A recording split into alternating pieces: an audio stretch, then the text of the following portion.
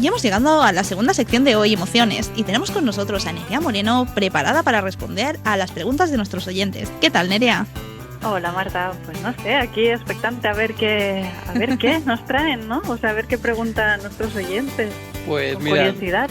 Nuestros oyentes han escuchado, han visto tus programas y están curiosos. Entonces creo que tenemos material para dar un buen contenido al programa. A ver cómo respondes. A ver, qué nervios. ¡Qué presión! Pues mira, yo te traslado la primera pregunta, ¿vale? Que creo que ya vamos fuertes con la primera. Ay, mi Y madre. preguntan lo siguiente, ¿vale? Nos dicen literalmente, me gusta mucho mi soledad. Creo que demasiado. ¿Es eso malo? ¿Qué tienes que contestar a esto, Nerea? Oye, qué interesante, ¿no? Esta pregunta. Te lo he dicho. Te hemos avisado. Sí, la verdad. Bueno, bajo mi punto de vista no hay nada malo en disfrutar de uno mismo o de una misma. Creo que el término demasiado tiene como una connotación negativa, pero a la vez me parece un poco difícil saber cuánto o cuándo es demasiado, ¿no? Es decir, hay personas que tienen más necesidad de compartir con los demás y hay personas que disfrutan más en su propia compañía. ¿Y está bien también? ¿No? O sea, en ese sentido considero que si a la persona no le supone malestar el hecho de estar solo o sola, sino que es algo que disfruta, no me parece algo de lo que deba preocuparse. Sí que es verdad que, sin embargo, si lo plantea porque el hecho de estar solo o sola le supone malestar, porque, por ejemplo, en realidad le gustaría compartir más momentos con otras personas, pero no sabe cómo hacerlo, tiene miedo o lo que sea, eso es otro tema ya.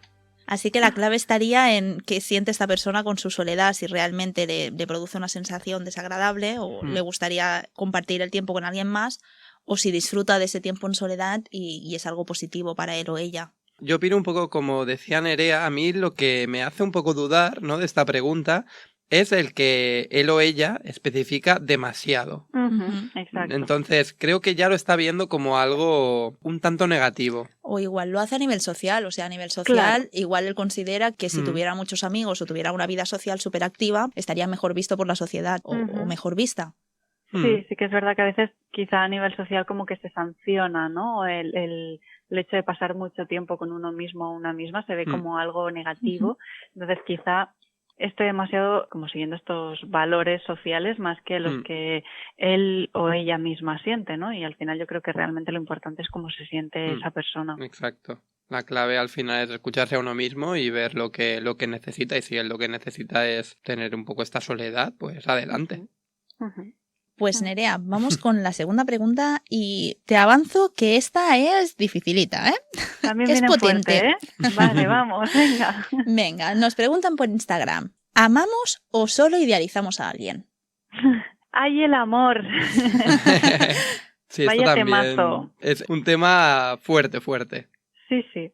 Bueno, es un tema muy amplio, ¿no? Y qué bien que haya aparecido esta pregunta, porque creo que muchas personas en algún momento de su vida se habrán planteado esto, ¿no? A ver, el amor se transforma y evoluciona con el paso del tiempo, igual que lo hacemos las personas, ¿no? Entonces, hay discrepancias entre autores en cuanto al número de etapas por las que pasa una relación de pareja. Yo me suelo basar en las que propone el psicólogo John Gottman, que propone 3, básicamente, ¿no? O sea, me parece como bastante sencillo. Lo que plantea es que la primera fase es la del enamoramiento, que es ese momento en el que estamos más ilusionados, tenemos más ganas de ver a la otra persona, ¿no? E incluso se dan síntomas físicos, nos ponemos rojos, nos tiemblan las manos, o se nos acelera el corazón, ¿no? Esta excitación, el nerviosismo, las mariposas en la barriga, vaya. Como que no podemos parar de pensar en la otra persona, estos pensamientos casi intrusivos, ¿no? También está como esta fantasía, pensando pues eso, en otra persona, en las cosas que vamos a hacer o que nos gustaría hacer. Y también hay cierto miedo al rechazo, ¿no? En este punto. Sí que es cierto que esto no nos pasa con cualquier persona, pero cuando pasa se desata como una cascada de hormonas y los neurotransmisores también van a tope, algunos de ellos. La dopamina, ¿no? Por ejemplo, también se dispara. Exacto. La segunda fase es la del amor romántico, ¿no? Es la fase como de la construcción de confianza. Se considera que pasados los 2-3 primeros años de relación empezamos a preguntarnos si podemos confiar en esa persona que tantas cosas nos ha hecho sentir, ¿no? O sea, nos preguntamos si es la persona correcta, si realmente es la persona con la que queremos construir este proyecto, ¿no? Y las respuestas que damos a estas preguntas son la base del tipo de apego que se está estableciendo en la relación, ¿no? Sí que es verdad que en esta fase se puede producir una crisis que si se supera va a fortalecer la pareja o que puede hacer que la relación quede como erosionada, ¿no? Un poco afectada. O sea que de momento tenemos la fase de enamoramiento y la fase de amor romántico. ¿Cuál es la tercera? La tercera fase es la del amor maduro, que es esta construcción de compromiso, de lealtad, ¿no? O sea, si la pareja supera la fase anterior de manera satisfactoria, por decirlo de algún modo, entra en una nueva etapa en la que se construye un compromiso real, una lealtad, ¿no? Entonces se da como una confianza más profunda, se valora a la otra persona de manera más profunda también. La unión que se ha creado es más importante, predomina sobre esa cascada emocional de la que hablábamos de la primera fase. O sea, la otra persona se convierte en un apoyo y la relación se basa en el respeto, en la comprensión. Es importante tener en cuenta que no se pasa de la segunda fase a la tercera así simplemente con el tiempo, ¿no? Es decir, por el hecho de que llevemos 10 años juntos no estamos en la tercera fase, en la tercera etapa, sino que al final las relaciones evolucionan con el trabajo que hacemos, ¿no? Y en cómo nos cuidamos. Pues es importante cuidar la relación para que el vínculo de la pareja no se deteriore, porque si no, el tiempo puede pasar y si no nos estamos cuidando, la relación se va a deteriorar también. Claro. Al final, a la pregunta, ¿no?, que nos hacía un poco de amamos o solo idealizamos a alguien, después un poco de escuchar tu explicación, podríamos decir que sí que es verdad que en la primera fase, ¿no?, que es esta del enamoramiento, sí que tendemos mucho a idealizar a alguien, quizá. Sí. ¿No? Y luego ya la segunda fase y la tercera, ya pasamos un poco de esa idealización a realmente conocer cómo es la persona y ver si ese vínculo se fortalece o no, ¿no? Yo creo que ahí es como más el amor real, podría decir. Exacto, sí. Pues muy bien, esperemos que nuestro oyente se dé por enterado y que le sea útil la explicación que le hemos dado. Sí, espero que sí. Más, como tercera pregunta, tenemos una pregunta también muy interesante de uno de nuestros oyentes. Esta vez nos la han transmitido a través de nuestra página web, arrecibebienestar.com. Y es la siguiente. A veces me siento culpable y ansioso si alguien se molesta conmigo, aunque sepa que esa persona me hizo algo malo o algo que no lleva razón, ¿no? En esa molestia, ¿no?, por parte de la otra parte. ¿Cómo puedo trabajarlo para sentirme mejor? Eso es lo que nos preguntan. Wow. Hoy las preguntas son difíciles, ¿eh? Ya veo que han preguntado con ganas. Estamos potenciando, estamos viendo tu vena psicóloga 100%. Sí. Están aprovechando las preguntas. Total, me encanta. Yo creo que esta es una pregunta compleja. Es decir, si yo estuviera acompañando a nivel terapéutico a esta persona, ¿no? O sea, si estuviéramos en un proceso terapéutico, le propondría que explorásemos cuáles son los valores que le han transmitido a nivel familiar, ¿no? O sea, de dónde viene esta necesidad de complacer a los demás, en qué momento aprendió esta persona a anteponer las voluntades ajenas a las propias, cuál es el pensamiento real, o sea, la creencia que hay de base, ¿no? O sea, que nace cuando vemos que esa persona se molesta, o sea, qué es lo que realmente nace en mí cuando siento que el otro se ha molestado. Quizá es miedo al rechazo, si se enfada me va a rechazar, quizá... La soledad, ¿no? También quizá, ese miedo a quedarse solo. Claro, quizá es necesito complacer a los demás para que no se enfaden y asegurarme de que no me voy a quedar solo, exacto. Claro, es que pueden ser muchas cosas, ¿no? Entonces, ya veis, bajo mi punto de vista profesional es algo que requiere de trabajo, de autoexploración, y a partir de la comprensión es entonces cuando se pueden empezar a cambiar cosas, ¿no? O sea, cuando entendemos por qué están pasando estas cosas es cuando yo tomo conciencia y entonces puedo empezar a poner límites o a cambiar estas situaciones si realmente considero que quiero cambiarlas, ¿no? Pero bueno, esta es mi manera de trabajar y es muy probable que otro profesional u otra profesional plantease otras opciones, ¿eh? O sea, claro, cada maestrillo tiene su librillo, ¿no? Hay diferentes maneras, ¿no?, de abordar cada situación. Sí que es verdad que esta persona habla de la culpa, ¿no?, el sentimiento de culpa. Bueno, sí que es verdad que con el sentimiento de culpa, algo que trabajo mucho con las personas a las que acompaño yo les digo que a mí lo de las culpas no me gusta nada, ¿no? Creo que tiene como un componente religioso muy importante y es un componente de castigo, ¿no? De si tú haces algo, eres culpable y tienes unas consecuencias que probablemente sean, no sé, el infierno. Y para mí lo que es importante es asumir la responsabilidad de las cosas que hacemos, ¿no? O sea, al final todo tiene consecuencias y lo que va a pasar es que unas consecuencias me van a gustar más que otras, ¿no? Claro. Como lo de las emociones, agradables o desagradables, no es que sean ni mejores ni peores, ¿no? Simplemente unas me van a gustar más que otras. Y sí creo que es importante que nos responsabilicemos de esas cosas que hacemos, que no hacemos, que decimos y que no decimos, ¿no? Porque tanto el hacer como el no hacer tiene consecuencias y el decir como no decir, ¿no? A veces los silencios hablan más que las palabras. Entonces, yo trabajo mucho con... Es verdad, ha pasado esto, ¿no? Por ejemplo, con esta persona se ha molestado, es un hecho, entonces ver de qué nos responsabilizamos y de qué no, ¿no? Porque a veces también nos estamos responsabilizando de cosas que no nos pertenecen. Entonces, bueno, también poder ir soltando, ¿no? Bueno, es un trabajo, es un proceso, es todo un proceso. Pues Nerea, vamos con la cuarta pregunta de hoy. Venga, a ver. Vale, nos quedan 2 más, esta y otra. Esta pregunta nos la han preguntado por Instagram y nos han hecho una reflexión un poco larga, ¿eh? Voy allá. Tengo un constante dilema entre tener más tiempo libre y trabajar muy duro ahora que soy joven para tener una seguridad financiera pronto y poder disfrutar de mi tiempo libre en un periodo relativamente breve, menos de 5 años. ¿Qué le dirías a esta persona, Nerea?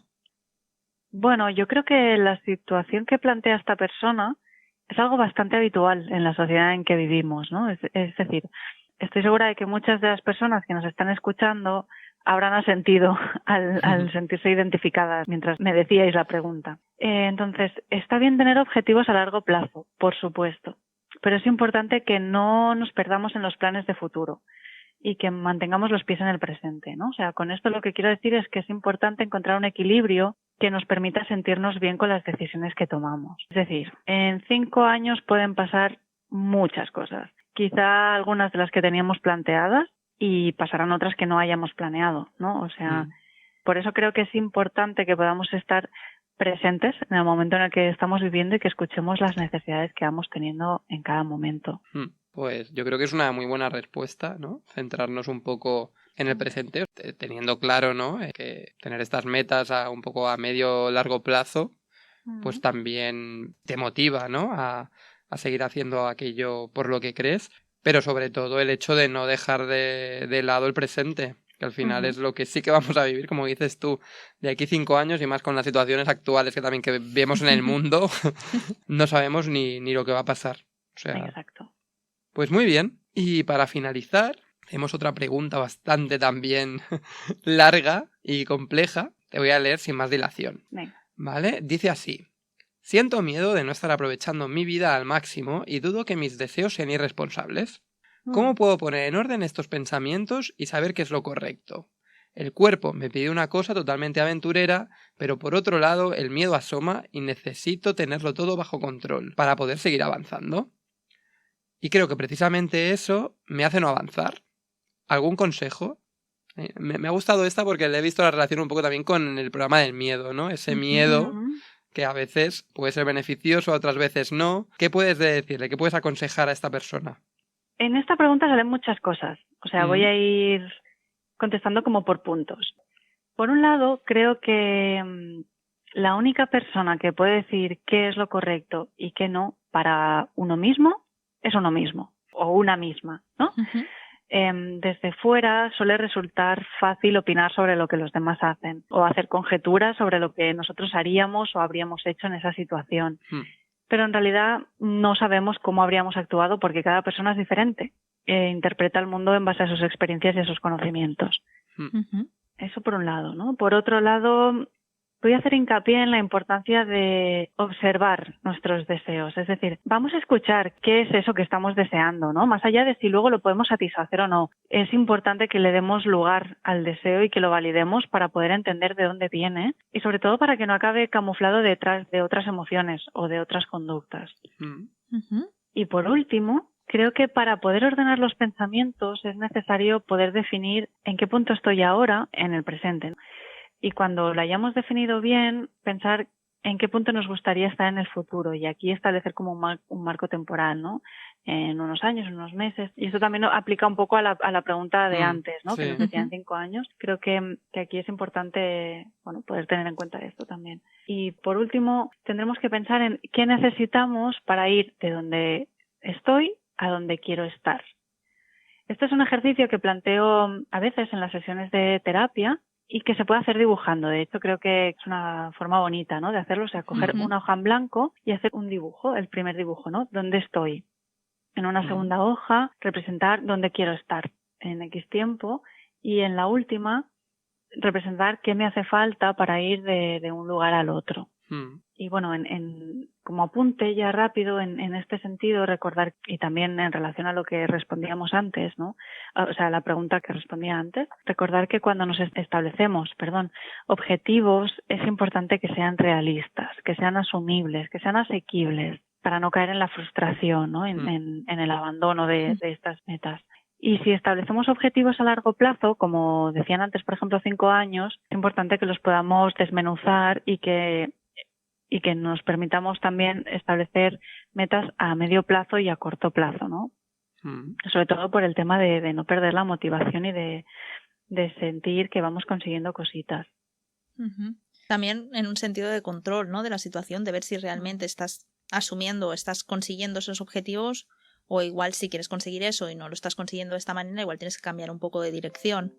Y si nos planteamos 5 años, pues si nos tenemos que esperar de aquí 5 años para ver cómo ha cambiado nuestra vida, seguro que es completamente diferente a la que tenemos actualmente. Exacto. Y creo que también nos permite un poco no perdernos, ¿no? En estas fantasías de futuro, o sea, mantenernos anclados al presente, de decir, vale, ahora estoy aquí, sí que es verdad que en 5 años me gustaría estar allí, pero ahora estoy aquí, ¿no? Y lo que puedo hacer es esto o lo otro.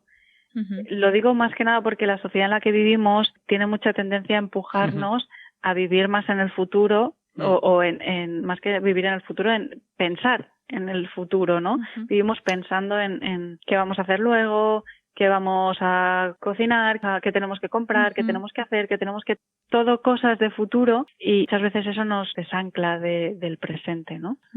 Sí, es que el pasado ya ha pasado, el futuro aún no ha llegado, vamos a intentar disfrutar del momento actual y que muchas veces nos puede sorprender. Yo nunca en la vida me hubiera imaginado estar haciendo un programa de radio. O sea, que el futuro seguro que nos trae muchas sorpresas y a veces es importante dejarse llevar y no intentar planificar tanto y disfrutar un poco del momento. Totalmente. Más muchas veces las cosas vienen solas, ¿no? También a lo que decías en la pregunta anterior. Muchas cosas viene como una marea, ¿no? Te arrastra o no, ¿no? O puedes oponerte, pero al final esa va a volver. Así que, pues muchísimas gracias, Nerea. Muchas gracias a vosotros y por contestar a todas estas preguntas. Por hacer estas preguntas tan interesantes. Muchas gracias a nuestros oyentes por atreverse, ¿no? A hacer estas preguntas, ¿no? Y a exponerlas. Y muchas gracias a ti por haber tenido esta dedicación para prepararlas, para estudiarlas, para resolverlas, ¿no? Desde tu punto de vista, como siempre, y de una manera tan altruista.